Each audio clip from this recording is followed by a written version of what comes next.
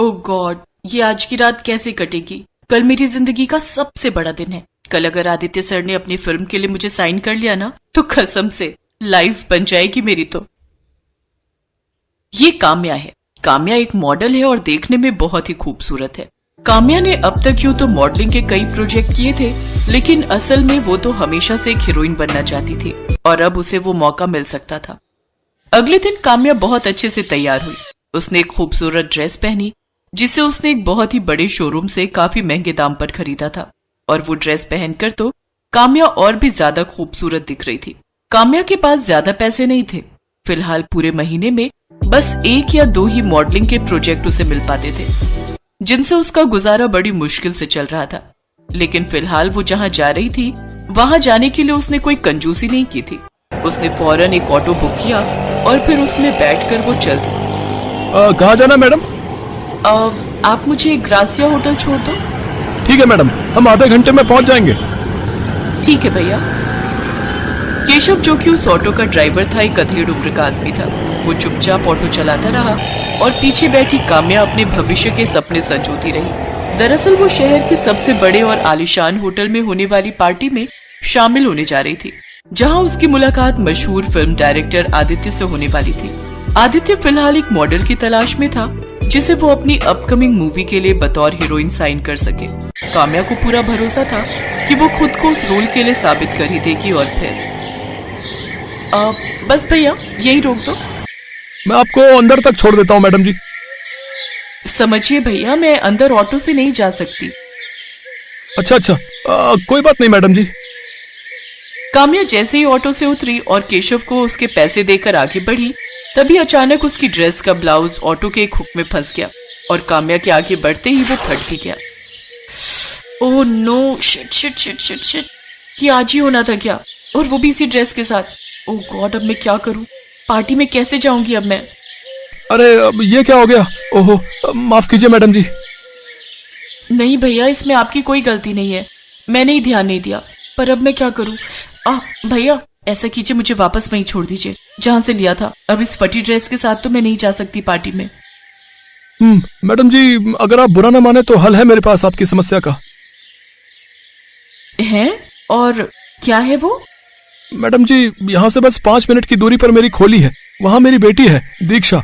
उसे सिलाई कढ़ाई, मेकअप, मेहंदी लगाना, अरे मतलब कि लड़कियों के सजने संवरने के जितने काम होते हैं ना, उनमें बड़ा मन लगता है उसका। बहुत सफाई है उसके हाथ में। तो आप चलो मेरे साथ, वो जरूर आपका कपड़ा ठीक कर देगी। पर भैया, रफू की हुई ड्रेस कौन पहनता है, और वो भी इतनी बड़ी पार्टी में?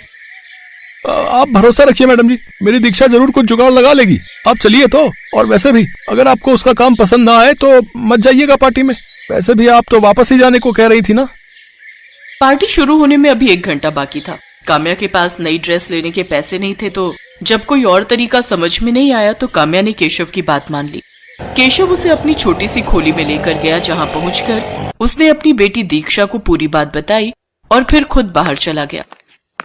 अब देखो ना, क्या वाकई इसका कुछ हो सकता है क्या? देखो, मैं नहीं चाहती कि किसी को पता चले कि ये असल में ये ड्रेस फट गई थी। आप बिल्कुल चिंता मत करिए दीदी, फिलहाल ये लीजिए मेरे कपड़े हैं, आप इन्हें पहन लो और मुझे ये ड्रेस दे दो। तब तक मैं सोचती हूँ कि करना क्या है। दीक्षा ने काम्या की ड्रेस ली और फिर उसके फटे हुए हिस्से को पूरा काट कर उस पर सिलाई लगा दी, और फिर उसने वो ड्रेस काम्या को पहनने को कहा। अरे पर मैं इसे पहनकर कैसे बाहर जा सकती हूँ? और तुमने ये क्या किया? तुमने तो उसे पूरा ही काट दिया। देखो, मैं मॉडर्न कपड़े पहनती हूँ पर इतने भी नहीं। ओहो दीदी, आप परेशान क्यों हो रही हो? आप इसे पहनकर तो आओ, बाकी आगे क्या करना है मैं बताती हूँ। और आप भरोसा रखिए, मैं आपको इस आधी ड्रेस में नहीं भेजूंगी। काम्या के पास फिलहाल दीक्षा की बात मानने के सिवाय और कोई चारा नहीं था। उसने वही ड्रेस पहनी जो फिलहाल पूरी बैकलेस थी और फ्रंट साइड से भी काफी डीप नेक थी। लेकिन फिर ठीक है दीदी, अब आप यहाँ आकर बैठ जाइए और मुझे बस 10 मिनट दीजिए। इतना कहकर दीक्षा ने अपने हाथ में मेहंदी का एक कोन उठा लिया, जिसे देखकर काम्या को कुछ समझ नहीं आ रहा था। लेकिन फिर भी वो दीक्षा की बात मानकर वहीं बैठ गई और फिर दीक्षा ने शुरू की अपनी कलाकारी।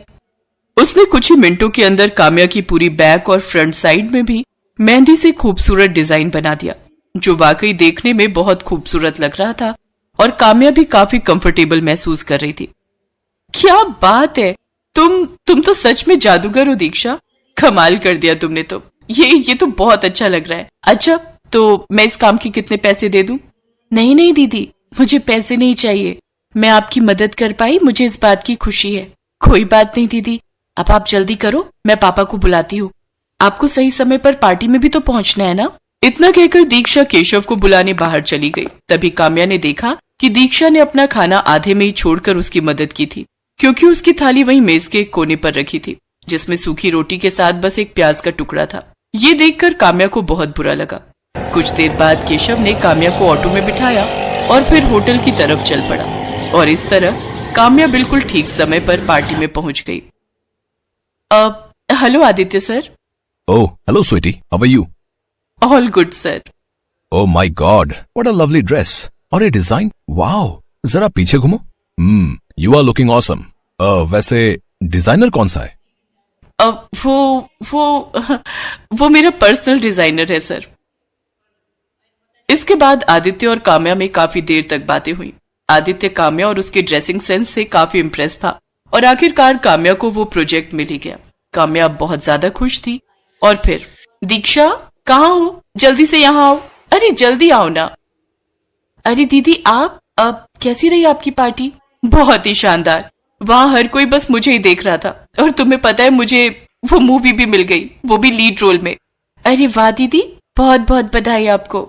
शुक्रिया दीक्षा, लेकिन सच तो ये है कि अब ये सब तुम्हारी वजह से ही हो पाया है। तुमने मेरी उस फटी ड्रेस को इतना खूबसूरत और सबसे अलग बना दिया कि पूरी पार्टी की मेन अट्रैक्शन बन गई वो तो। लेकिन अब तुम मेरी बात ध्यान से सुनो। आज से तुम मेरी पर्सनल कॉस्ट्यूम डिजाइनर हो, तो अब से मैं जिस भी फंक्शन या पार्टी में जाऊंगी, तुम ही मेरी ड्रेस तैयार करोगी। और सुनो, मुझे हर जगह मेहंदी वाला ब्लाउज पहनकर जाना है, लेकिन तुम्हें हर बार अलग अलग तरह की और अलग डिजाइन की मेहंदी लगानी होगी। बोलो, कर लोगी ना? हाँ हाँ दीदी, क्यों नहीं। मुझे तो मेहंदी लगाने का कितना शौक है, आपको तो पता ही है। और ये भी जानती हूँ कि कितनी सुंदर मेहंदी लगाती हो तुम। अब बस तुम्हें अपने उसी हुनर को कैश करना है, और मैं तुम्हें प्रमोट करूंगी। प्रमोट मतलब मैं कुछ समझी नहीं दीदी। अरे तुम ज्यादा मत सोचो, बस जैसा मैंने कहा है वैसा करती जाओ। दीक्षा ने ऐसा ही किया। अब काम्या जहां भी जाती, दीक्षा से ही मेहंदी वाला ब्लाउज और बाकी की ड्रेस डिजाइन करवा कर जाती, और धीरे धीरे ये उसका स्टाइल सिंबल बन गया, जिसने उसे तो फेमस किया ही, साथ ही साथ दीक्षा के लिए भी कामयाबी के रास्ते खोल दिए। ये लो दीक्षा, ये तुम्हारी पहली कमाई है। नहीं दीदी, मैंने आपको बड़ी बहन माना है, तो मैं आपसे पैसे कैसे ले सकती हूँ? ये पैसे मैं तुम्हें नहीं दे रही मेरी बहन, बल्कि ये उस प्रोजेक्ट का साइनिंग अमाउंट है जो तुम्हें मिला है। मतलब दीदी, अब तुम एक मामूली लड़की नहीं हो, एक मशहूर कॉस्ट्यूम डिजाइनर हो, जिसके बनाए मेहंदी वाले ब्लाउज हर कोई पहनना चाहता है, समझी? मुझे देखकर कई लोगों ने तुम्हें हायर करने की बात कही है, और उन्हीं में से एक ने ये पैसे एडवांस बुकिंग के तौर पर दिए हैं। वो पैसे काफी ज्यादा थे, इतने जितने की दीक्षा ने कभी अपने सपने में भी नहीं सोचे थे। उसकी आंखों में खुशी के आंसू थे, और वो भी अब अपने हुनर से अपनी किस्मत चमकाने के लिए पूरी तरह से तैयार थी। किस्मत का पहिया घूम चुका था।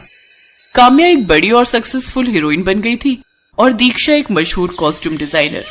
फिर एक दिन, आप हमारी जिंदगी में साक्षात माँ लक्ष्मी बनकर आई हो। नहीं नहीं अंकल जी, सच तो ये है, आपके और मेरे जीवन में लक्ष्मी इसीलिए आ सकी है क्योंकि आपकी बेटी साक्षात माँ सरस्वती का रूप है।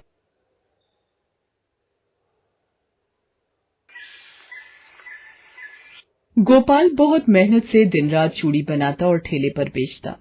उसके पड़ोस में रहने वाले योगेश की श्रृंगार बिंदी और चूड़ियों की बड़ी दुकान थी, जो बाजार के बीच में पड़ती थी। योगेश गोपाल जैसी बढ़िया और सुंदर चूड़ियां नहीं बना पाता था। एक बार, गोपाल, मैंने तुझे कितनी बार बोला है, पैसा मेरे पास है, दिमाग तेरे पास, तू मुझे अपनी चूड़ियां बेच दिया कर। तू सारा दिन ठेले पर चूड़ी बेचता है और थोड़ी बहुत ही बेच पाता है। योगेश भैया, मुझे इस काम में खुशी मिलती है, भले ही थोड़ा कमा लूं, पर अपनी चूड़ी खुद ही बेचूंगा। ठीक है भाई, तेरी मर्जी। मैं तो सोच रहा था तेरी थोड़ी मदद कर दूं। योगेश भैया, मेरी किस्मत का कोई छीन कर नहीं ले जा सकता। अगर मेरी किस्मत में भगवान ने कुछ अच्छा देना लिखा होगा, तो वो मुझे मिल ही जाएगा। योगेश चालाक दुकानदार था, ये बात गोपाल अच्छी तरह जानता था। घर पहुंचकर गोपाल ने ये बात अपनी पत्नी रजनी और बेटी सलोनी को बताई। बापू, आपने सही किया। ये योगेश चाचा तो बहुत चालाक हैं। आपसे चूड़ियां सस्ते में खरीदकर हजारों रुपए कमा जाएंगे। सलोनी सही कह रही है, हम 2 रोटी खाकर ही सुखी हैं। हमें योगेश के चक्कर में नहीं पड़ना। ये तुम्हारी बनाई चूड़ियों के बीच अपनी कच्ची चूड़ियां भी मिलाकर बेचेगा। तभी सलोनी गोपाल को कुछ दिखाती है। बापू, ये देखो, गांव में चूड़ियों की एक प्रदर्शनी लगने वाली है। जिसकी चूड़ियां सबसे अच्छी होंगी उसे 5,000 रुपए का इनाम मिलेगा। बापू, क्यों ना तुम भी अपनी बनाई चूड़ियां दिखाकर इस प्रदर्शनी में हिस्सा लो। अरे बेटिया, मैं भला क्या जीत पाऊंगा? बहुत लोग लाइन में लगे हैं जो जीतना चाहेंगे। अगर सलोनी कह रही है तो तुम हिस्सा ले लो, इसमें क्या बिगड़ जाएगा। सलोनी और रजनी के कहने पर गोपाल प्रदर्शनी में हिस्सा लेता है।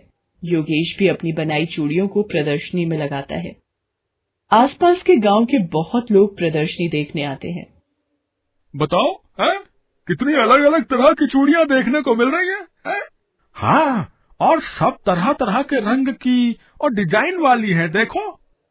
लोग प्रदर्शनी देख रहे थे, तभी वहां एक गाड़ी आकर रुकती है और उसमें से एक आदमी और एक औरत बाहर आते हैं। ये देखो सुमन, मैंने कहा था ना, हमें यहाँ पर चूड़ियों की बहुत सी वैरायटी देखने को मिल जाएगी। लगता है अब गांव में काफी कुछ बदल गया है। प्रदर्शनी तो काफी अच्छी है। विनोद, जरा रुकना। भैया, ये चूड़ियां आपने खुद बनाई हैं? बहुत सुंदर दिख रही है। जी, मैं बहुत सालों से चूड़ी बना रहा हूँ। सीमा, वाकई ये चूड़ियां टिकाऊ भी दिखती हैं। हम इन्हीं चूड़ियों का ऑर्डर दे देते हैं। एक काम कीजिए भैया, इन चूड़ियों के 10,000 सेट आप मुझे 15 दिन में तैयार कर दीजिए, और ये आपके 20,000 रुपए एडवांस। ये सब अचानक इतनी जल्दी हुआ कि गोपाल थोड़ी देर के लिए सोच में पड़ गया। आपका बहुत बहुत शुक्रिया। मैं तैयार कर दूंगा साहब, आपका ऑर्डर तैयार कर दूंगा। विनोद और सीमा प्रदर्शनी में जज बनकर आए थे, पर उन्हें गोपाल की चूड़ियां इतनी पसंद आई कि गोपाल को 5,000 का इनाम भी दिया और 10,000 चूड़ियों का ऑर्डर भी। ये सब देखकर योगेश के तन मन में आग लग गई। ये भिखारी, इसकी इतनी औकात, ये चूड़ियों का ऑर्डर पूरा करने लायक ही नहीं रहेगा। गोपाल रजनी और सलोनी को सारी बात बताता है। वो भी ये खबर सुनकर बहुत खुश होती हैं। चलो, मैं जरा कुछ सामान लेकर आता हूँ, फिर कल से चूड़ी का ऑर्डर शुरू करूंगा। सुनो जी, शाम होने को आ रही है, ज्यादा देर न करना। गोपाल कुछ सामान खरीदने निकला रास्ते में। क्या बात है भाई, मेरा पीछा क्यों कर रहे हो? अरे अरे अरे छोड़ो मुझे। अरे भगवान, अरे क्यों मार रहे हो? मैंने तुम्हारा क्या बिगाड़ा है? छोड़ दो मुझे।